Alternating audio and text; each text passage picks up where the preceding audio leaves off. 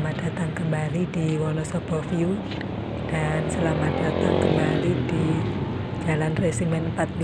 Ini jalan yang sering saya lalui ya kalau mau ke pasar atau ke bank, disuruh setor uang ke bank itu pasti lewat sini. Tapi saya nggak mau membahas soal Jalan Resimen 45 ya, atau Pasar Induk Wonosobo, itu sudah terlalu biasa.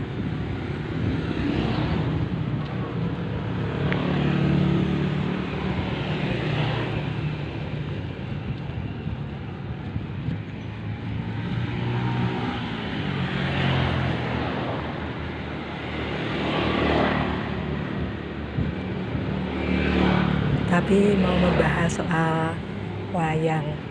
Wayang ini memang seni pertunjukan yang sudah kuno ya, sudah ada sejak zaman kerajaan Hindu-Buddha. Dan dari sekian banyak wayang, ini saya mau membahas tentang wayang oto-obrol atau utuk-ubrul kalau yang bilang itu lidah orang Napak.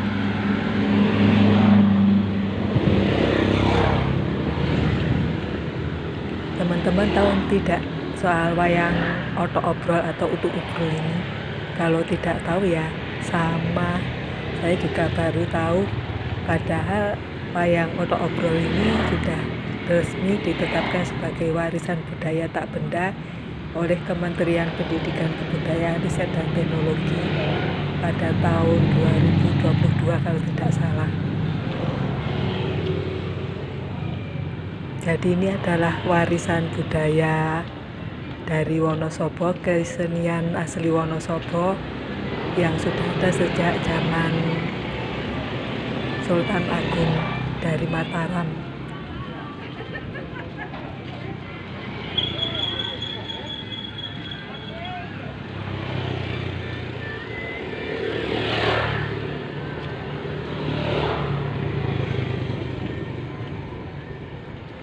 Ini dulu sangat terkenal di Wonosobo ya, selain Lengger itu. Kalau Lengger sih sampai sekarang masih terkenal. Tapi wayang utuk-ubrul ini sekarang sudah mulai redup pamornya karena kalah saing dengan kesenian lainnya dan juga kalah saing dengan wayang Purwo.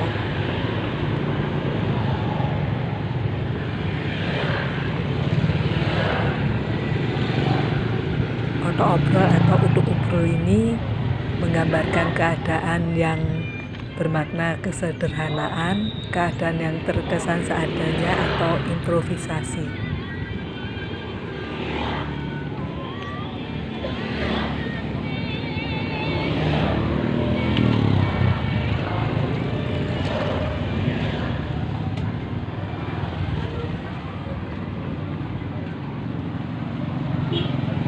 Menurut berbagai sumber, wayang oto-obrol ini berkembang sejak era Sultan Agung di Mataram dengan dalangnya ini Ki Gondo Wirodiko dari Praji, para Antemako sebagai cikal bakalnya.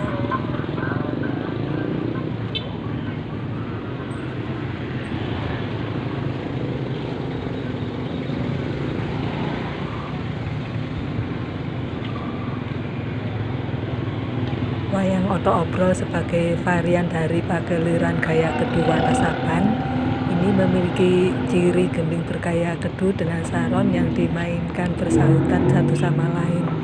Juga denting kepraknya juga beradu dengan instrumen bernama genjer, sehingga iringan gamelannya ini terkesan ramai dan gagah dengan genre yang terkesan kurang serius dan penuh obrol.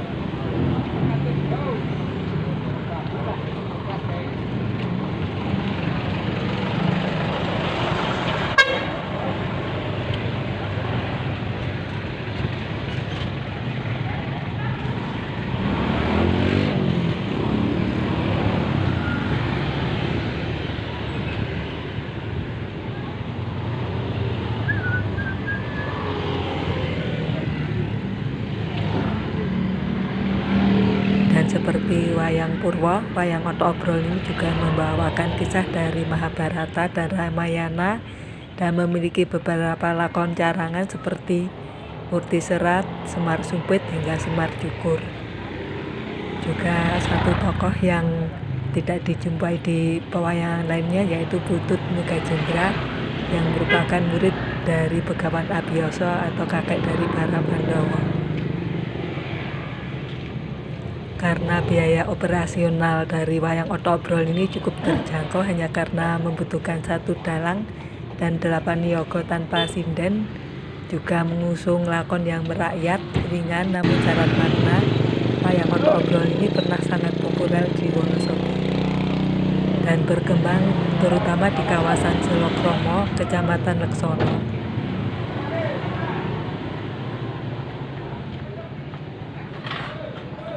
Lakon wayangnya juga beda dengan yang lainnya karena tidak diciptakan dengan laku tatah sungging manusia. Wayangnya ini diwarnai dengan pigmen alami seperti gerusan tulang, biji geludak, jelaga, dan lainnya.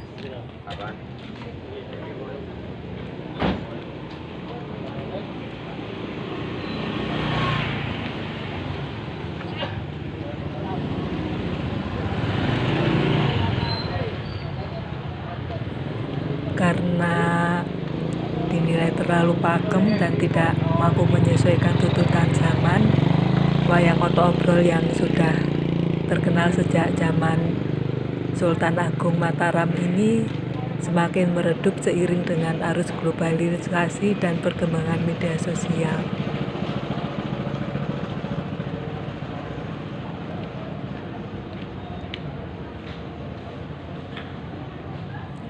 Dan juga warisan pedalangan yang telah bertahan lama ya selama 6 generasi ini juga terancam tidak ada penerusnya ya, karena dalam menjaga tradisi calon dalang Oto Obrol ini harus menghadapi godaan gagrak lain yang lebih populer.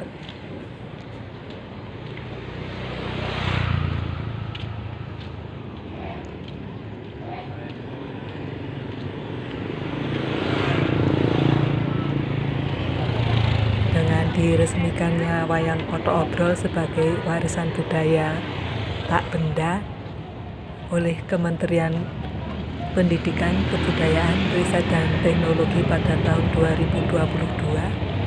Semoga wayang Oto Obrol sebagai salah satu warisan kearifan lokal ini bisa dilestarikan. Ini sebagai wujud kecintaan terhadap kesenian nan elok dari Wonosobo untuk Indonesia.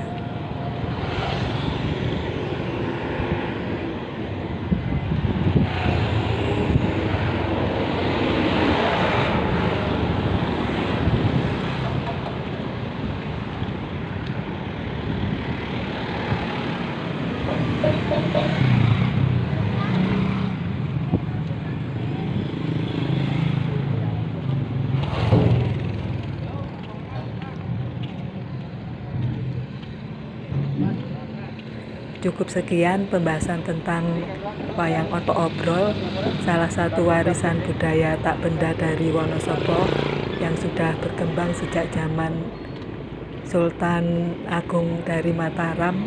Kalau ada salah kata saya mohon maaf dan terima kasih sudah menonton.